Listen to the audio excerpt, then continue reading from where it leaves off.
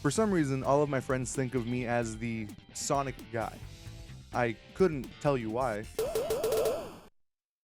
Okay, maybe there is a reason. I'll admit that I am a big fan of Sonic the Hedgehog.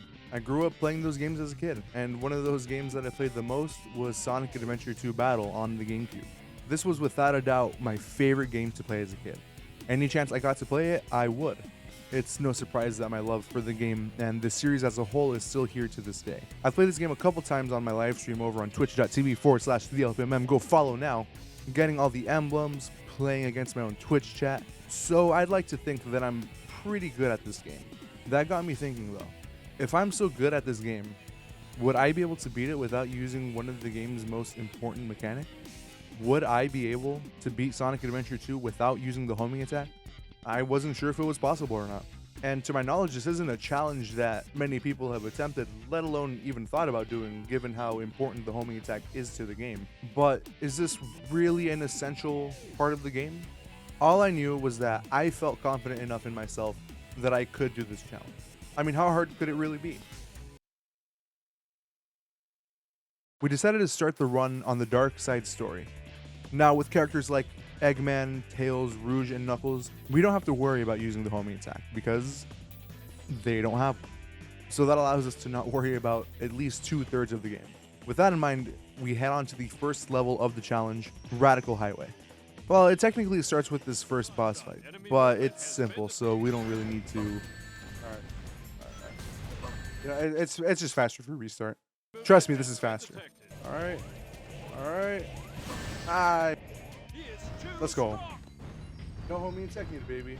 We move on to Radical Highway after doing some Rouge and Eggman levels. And to be completely honest, this challenge was kind of easy. Most of the effort in this challenge comes in having the self-discipline to not homing attack out of habit. Like I said, I've played this game for years, so it's kind of second nature to me to just homing attack when it feels right.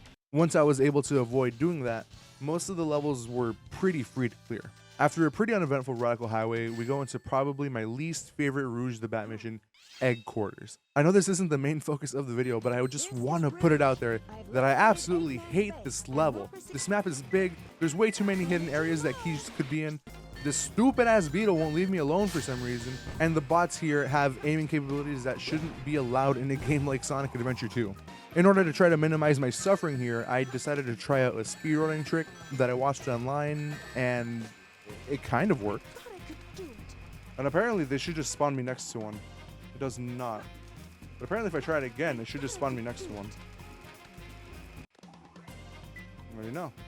But back to the challenge, we did a few more non-speed levels like Lost Colony, an incredibly easy boss fight. Security Hall, which still sucks by the way. Why does it have a 5-minute time limit when Eggman gives her 15 minutes?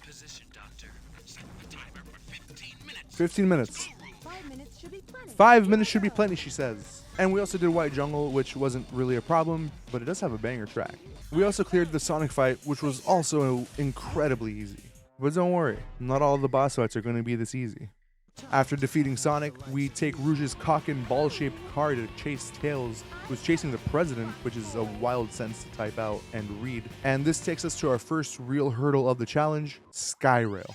This level is one of the shortest speed levels, if you're playing it normally. The start of the level isn't really a problem. There's some conveniently placed springs here that can let you skip these fanned springs, which you normally have to homing attack to get through. We don't have that luxury, however, so we have to make do with whatever alternative methods the level gives us. And as we'll see soon, if we don't have any alternative methods, we'll make our own. The first hurdle in this level was this section after the first checkpoint. Taking the intended path will lead us to these rails that leads to a small platform with a spring. And that spring takes us up to the next section where there is one gun robot and another fanned spring. And there's nowhere else to go from here. I tried every trick that I could think of, like using the ancient light attack above this. Jumping on this spring without homing attacking. And nothing worked. So it was time to find another way around. I found that jumping off the first set of rails onto this set straight ahead led me to a different section of the level, allowing us to bypass the earlier springs. Did I do it? Did I find my way around? Hey, what's good? Oh, wait. But very quickly, we ran into the next hurdle. This section ended up having more enemies and more fan spring. And unlike the previous section, there was no other rails that could take me up this mountain, which was our eventual goal to continuing the level. I spent a lot of time on this section. I thought maybe I could spin dash jump to this set of rails way out in the distance, but I quickly learned that that wasn't doable, at least not with my spin dash jump skills. I think we had something there. I think we were cooking a little bit with that one. I noticed there was a few platforms around the mountain that maybe could lead us upwards, but I was just met with more of those fan springs, which we've already determined weren't going to get us anywhere. Obviously down. Does the spring take us anywhere higher than that? No. Why? Bro. At this point of the run, I noticed I was dying a lot, and I asked chat if they were cool with me enabling infinite lives. Would y'all be against me having infinite lives? Or is this something that I just have to, like, deal with? Sega says, sure, go for it. Alright. Shout out to Sega. So we ended up doing that just to save some time in case of a game over. Now that we've made it back to the Skyroll section that we left off at, I had to brainstorm a little bit on how to get past this mountain in our way, literally and figuratively. I've been on this level for over 20 minutes at this point. That's a third of how long this run's taken so far. And it was around this time where I also started to homing attack on accident. And I guess now is a good time to explain what happens when I homing attack, and it's pretty simple. I homing attack, I restart, sending me back to the beginning of the level. At this point, it hasn't really affected the run because I don't think to this point I have homing attack in the game yet. But I think the frustration of not being able to find a solution and the game's admittedly broken ass physics were starting to get to me. This thing is a bully. He's so mean. Trying to find a solution to get around this, I thought maybe the Mystic Melody ability could help me get to a new section. Right before the second checkpoint, you can see the ancient ruin next to 2 black containers and 1 wooden container. Oh, so it's in an obvious spot that I have not been able to reach yet. Great. Cool. But it turns out that it's next to the second checkpoint, which I haven't been able to reach. I was seriously at a loss for what to do. But then it hit me. Those rails that I've been jumping on from the first checkpoint. What happens if I just go backwards on them? What if I go backwards on these?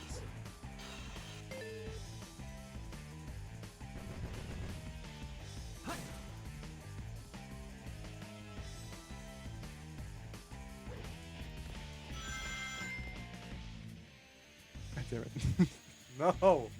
No. Yeah, it was a dud. But at least it took me to the second checkpoint, and this was a much better starting point compared to the first checkpoint. From here, we only had one other option, and that was figuring out what we can do from the left side of this mountain. There's more enemies on the side, there's more fan springs, and more obstacles that I can't use the homing attack to overcome. And by this point of the run, the frustration had fully set in. You know, they called Einstein crazy for doing stuff like this. I'm on Einstein levels of thought process right now. But like, really, where am I supposed to end up? That's like the main thing. I hate that guy. I hate that robot so much. If that robot didn't exist, I think society would be much better for it. And even when I kill him. What? He can juggle? Alright, first things first, I want this guy dead.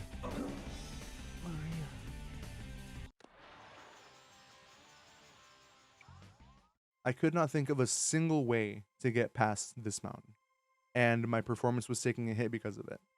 This is where the run would end. But then I had an idea. You know what? I'll take that trade. Can I stand on this slope? I can. Hold on. We might be onto something here.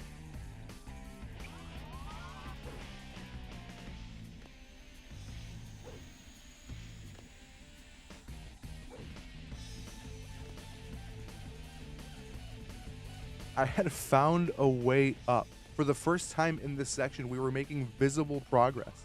Even if for a brief moment, there was hope. I mentioned earlier that this game's physics were broken, and it was starting to frustrate me. Oh, should not show that side of the box. But those same physics started to give me hope. Over 30 minutes in the level and we were getting somewhere. I spent the next 30 minutes attempting to make this work, and every attempt led to either a restart because I accidentally homing attacked, or led to this robot making me want to kill. Then this happened.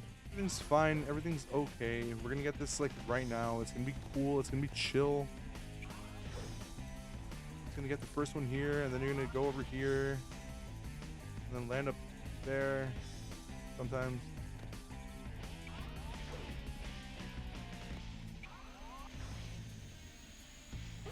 You land up here, and then you just kind of grab this corner right here. Then you just charge it up as much as you can, and then you get up here.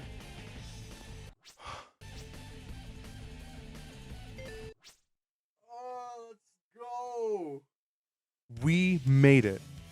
It wasn't the end of the level, but it felt like I beat the damn game at this point. An hour and 4 minutes into the level, and we finally made progress.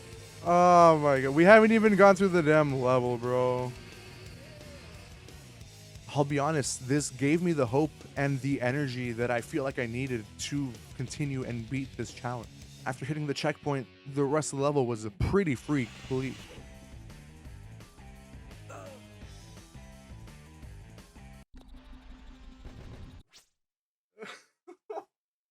Let's go. Here we go.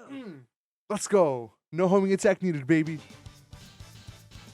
Oh, Lord. Anyways, after clearing the rest of the level, we head back to some Eggman and Rouge levels, which were in fact Eggman and Rouge levels. We did Shadow's final chase, which didn't give us any problems. Cleared the admittedly harder but still dummy easy second Sonic fight. Easy. I failed. Easiest boss fight of my life. I'm the ultimate. Didn't even have to jump. It's kind of crazy. And wrapped up the Dark Side story, no homing attack needed. All that was left was to finish the hero side and the final story. Looking back on it now, I think starting on the Dark Side story was a blessing in disguise. When I tell you that the hero story was so much easier, here's a little comparison for you. Skyrail took me an hour and 4 minutes to beat. The entire hero story took me an hour and 30 minutes to complete. That's not to say that we didn't have our troubles though, and we'll get to that later. But we start the hero story with City Escape, and that was really easy to do without the homing attack, to the point where I almost got an A rank without thinking too much about it. The boss fight was easy, the Knuckles and Tails sections were in fact Knuckles and Tails sections. Metal Harbor was fun, and luckily the biggest obstacle here was mitigated with the Ancient Light. Barely. The Shadow boss was as easy as the Sonic fight earlier, which was in no way surprising. How are you gonna get hit and then just be like, I'm the coolest? Green Forest was a banger of a level as usual. Pumpkin Hill went surprisingly well, only spending about 4 minutes on that level. And after some more emerald hunting, robot shooting, and president chasing, we end up in the pyramids again, but this time breaking into Eggman's cereal lair that he just has in the pyramids, because of course he does. And this takes us to Pyramid Cave, one of the more fun levels in this game, but with these ghosts that get a little too comfortable around Sonic. Oh, get off of me. After infiltrating the cave and finding some stupid ass keys in the stupid ass level, we get to the boss fight that isn't necessarily hard, but I did take longer than I should have by trying out some strategies that I never practiced. I did manage to pull this one off though, and I thought it was pretty cool. And then if you like line up like right here, yeah, you just like do that. that's insane. Once big guy here is defeated, we end up in space, shoot some more robots, suffer, take down Rouge in one of the silliest ways possible. This time for sure I'm gonna get the quick strat. If that's how you want to play, I will take it from you.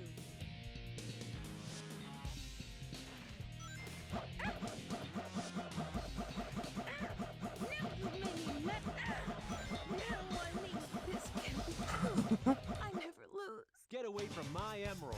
It's a tough boss fight, you know? And we make it to Sonic's second to last level, Crazy Gadget. This level needs some explaining.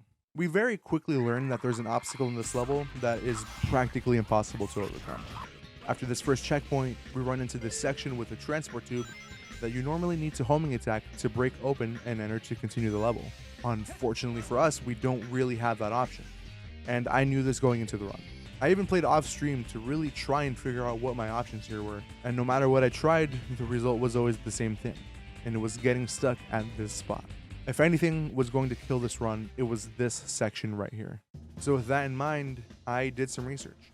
And I came across two things. One was this video by Sonic Kicks, who also attempted to do this challenge. They came across the same situation as me and also struggled to get past it. And I was watching their video, this happened. Even switching files to try using magic hands, or grabbing the light speed attack, or trying to use Omochao, nothing worked until... Same. Yeah, that happened. So I'm not what you call a speedrunner, at least outside the bedroom, but I think there might have been some kind of an opening or poor hit detection that allows the glass to break from underneath and inside the model itself.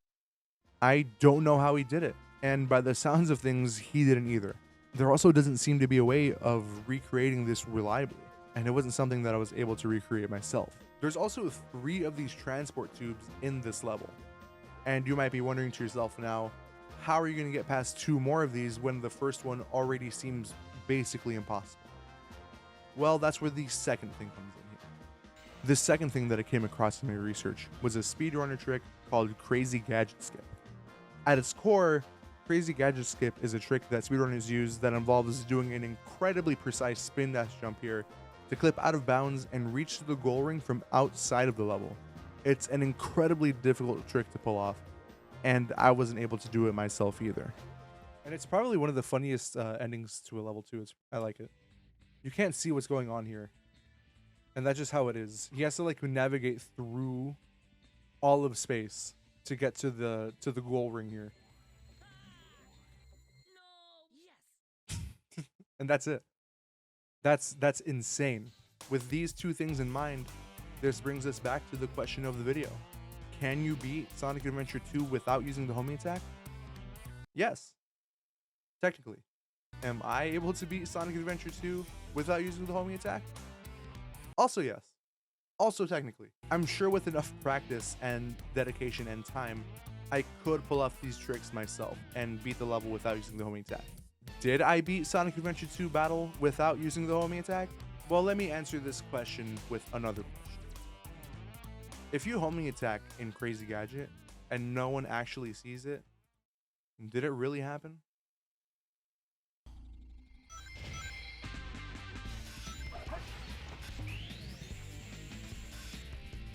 After clearing Crazy Gadget and exploding in space, we end up not exploding and tackle Sonic's final level of the hero story, Final Rush, which, just like Final Chase, was pretty simple. One shadow boss fight later, and we finish off the hero story without using the homing attack. Over, Shadow.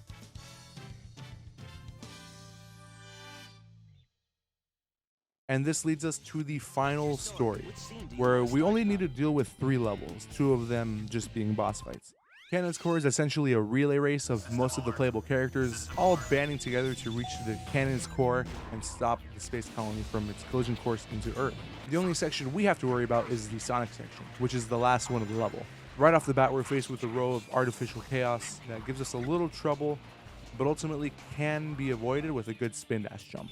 The next step was defeating this artificial chaos to unlock the door so we can progress through the level. The easiest way to do this is with the homing attack, but you guys know the drill, and we're not able to just jump over and make it back because Sonic won't carry enough momentum to make it back. This is where one of the oddest abilities becomes essential to beating this challenge.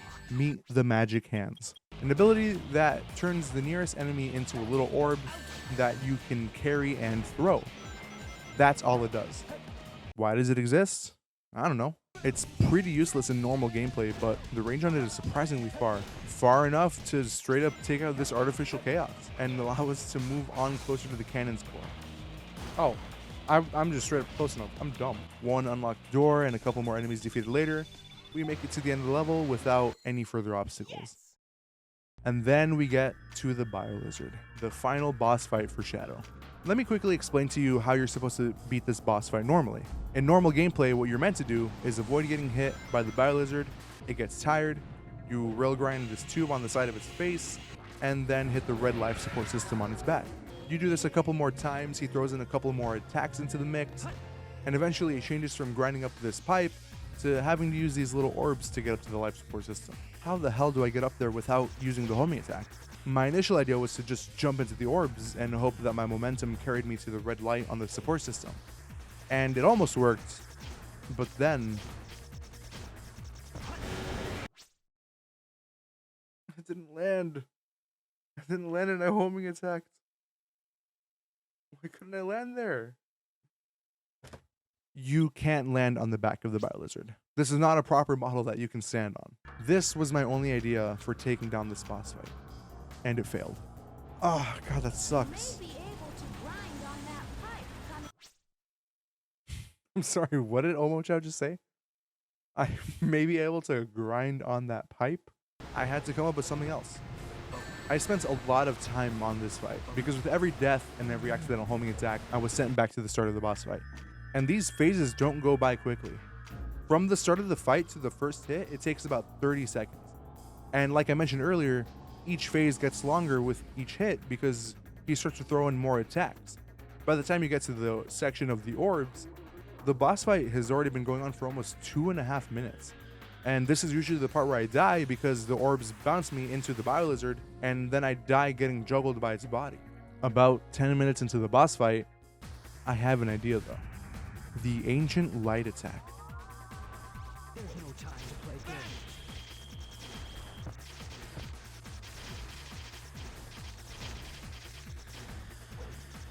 Alright, so we didn't quite get the kill. While it didn't land a hit on the Biolizard, it was still the closest that I've gotten to the life support system. I didn't fully believe in it after trying it a few more times, so I decided to look on YouTube to see what speedrunners do in this fight and to see if they use the homing attack. Oh boy, okay. So that's not gonna help whatsoever. Yeah, this wasn't gonna work out for us. So I tried again. And again. Okay, one more hit. Alright, this one doesn't even rely on the homing attack. This one I just gotta go.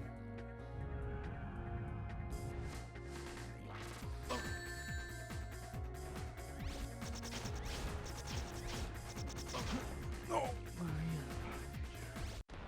And again. No.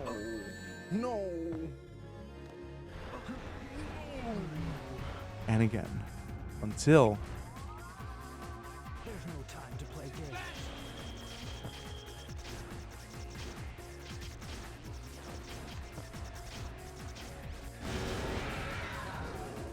Alright. This is it. One hit. I can afford one hit.